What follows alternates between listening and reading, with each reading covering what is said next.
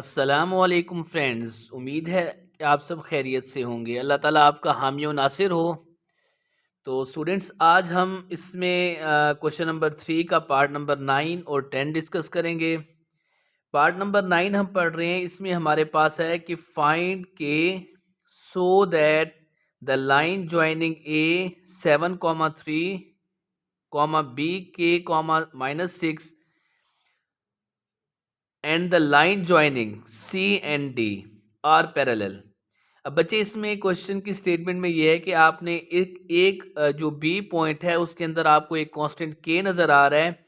आपने इस के की वैल्यू मालूम करनी है और जो कंडीशन है वो ये है कि ए और बी को जब ज्वाइन करेंगे जो एक लाइन आएगी, लाइन ज्वाइनिंग ए बी का मतलब है कि ए और बी को ज्वाइन करने से जो लाइन बनेगी वो वाली line, and the line joining C and D, C point और डी पॉइंट को ज्वाइन करने से हमारे पास एक लाइन बनेगी। अगर वो दोनों लाइंस आपस में पैरेलल हैं तो हमने के की वैल्यू मालूम करनी है। तो इसके लिए स्टूडेंट्स ये क्वेश्चन मैंने यहाँ पे लिख दिया है, ये देखिए आपके पास। तो क्वेश्चन नंबर 3 का पार्ट नंबर आपके पास 9 है। तो देखिए स्टूडेंट्स, एक थ्योरी है। क्वेश्चन सॉल्व तो हम यहाँ से स्टार्ट कर रहे हैं, ठीक है।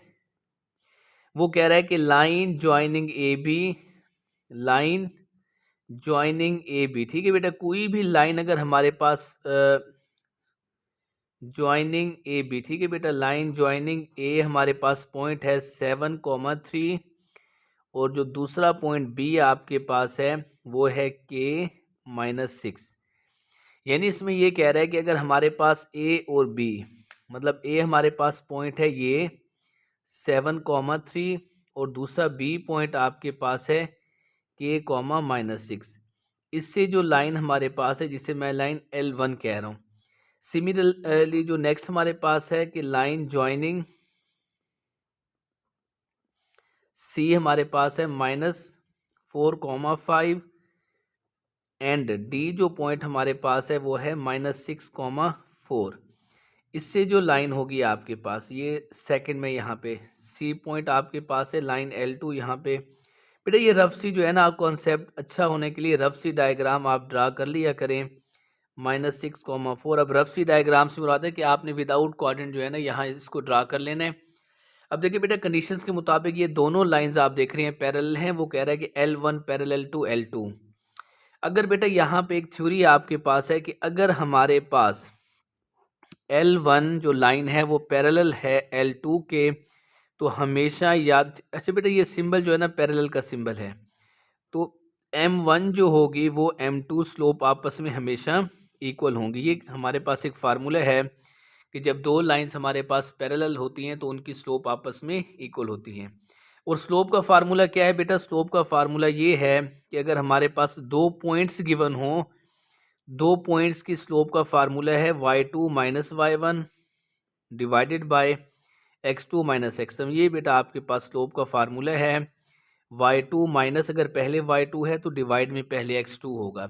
आप इसे y1 माइनस y2 डिवाइड में x1 माइनस x2 भी लिख सकते हैं, इससे कोई मसला नहीं रहेगा। तो बेटा अब कंडीशंस के मुताबिक है कि ए बी की जो लाइन है और सी डी की लाइन वो दोनों आपस में पैरेलल हैं। अगर पैरेलल हैं तो हमें पता है कि दोनों की स्लोप आपस में इक्वल हैं और स्लोप का फार्मूला भी हमारे पास है y2 minus y1 whole divided by x2 minus x1। तो हम करते हैं कि स्लोप ऑफ L1 जो है, slope of L1 is equal to slope of L2, ठीक है। ये दोनों के स्लोप आपस में इक्वल हैं। बाज़ का ग्रेडियंट का वर्ड भी यूज़ कर लेते हैं। अब देखें स्लोप का फार्मूला है तो y2 माइनस y1, y2 से अब x1 y1 से मुराद है यहाँ पे 7,3, x2 y2 से मुराद है k -6। किसी को भी आप, ये आपकी मर्जी है कि आप अगर b को x1 y1 कहते हो तो दूसरा x2 y2 होगा।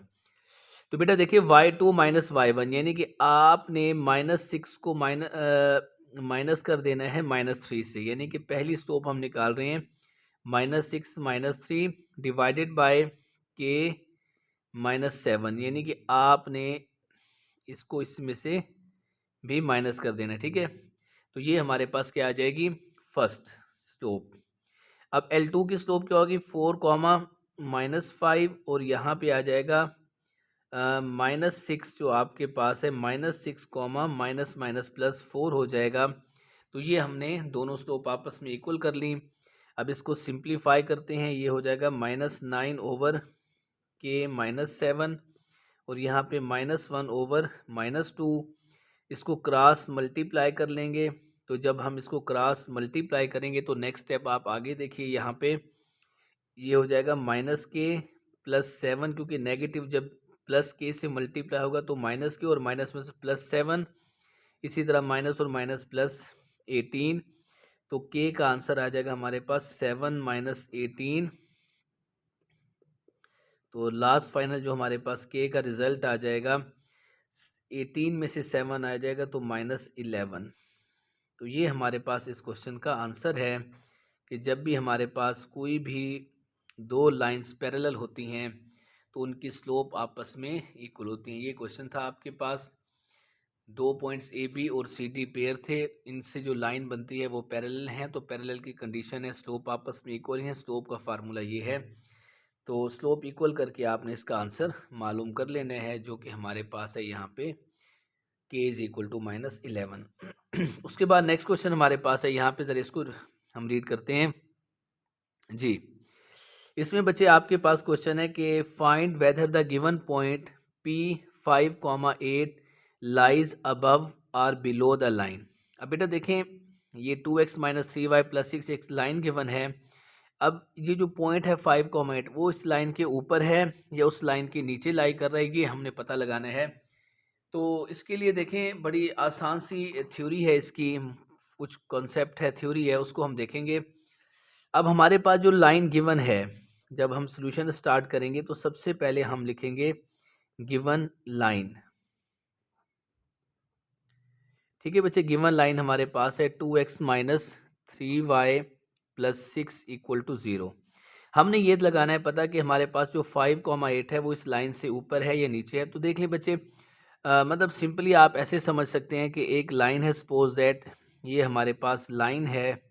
अब हमें ये पता लगाना है कि जो 5,8 है हमारे पास यहाँ पे है या 5,8 यहाँ पे, इसे कहते हैं अबव द लाइन, इसे कहते हैं बिलो द लाइन। बस ये हमने यहाँ पे मेन हमारा जो कॉन्सेप्ट क्वेश्चन में पूछने की जो है मतलब वो ये है। ओके, तो इसका बेटा ये तरीकाकार है कि आपके पास जो भी पॉइंट है, आपने अगर पता लगाना है कि वो हमारे पास उस कर्व के, उस लाइन के ऊपर है या उसके नीचे है, तो इसके लिए हम क्या करेंगे, वो पॉइंट उसके अंदर पुट कर देंगे। 2,5, आगे है आपके पास -3 और फिर आपके पास है y की वैल्यू 8 है +6। तो इस पॉइंट को जैसे हम पुट करेंगे तो ये 10 - 24 + 6।